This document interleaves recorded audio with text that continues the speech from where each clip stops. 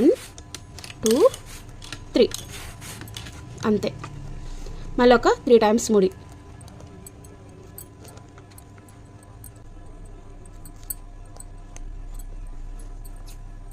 ఇంకా ముడి వేసుకున్న తర్వాత కట్ చేసుకోవాలి. కట్ చేసుకున్న తర్వాత ఈ కుచ్చు కంటే ఈ కుచ్చు అనేది కొంచెం కిందికి కట్ చేసుకోవాలి. మనం కట్ చేసుకుంటేనే సమానంగా ఉంటుందన్నమాట. ఇప్పుడు మనము మిగతా ప్రాసెస్ అనేది చూసేద్దాం.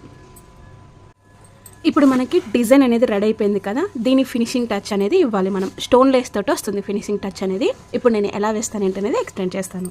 మనము రాళ్ళ లేస్ అనేది 8 తీసుకోవాలి. అంటే ఇక్కడ ఒక్కొక్క రాయి, అంటే ఇప్పుడు మనం ఇక్కడ ఉంది కదా ఈ స్టోన్ని 1 2 3 4 5 6 7 8 ఇక్కడికి మనం కట్ చేసుకోవాలి.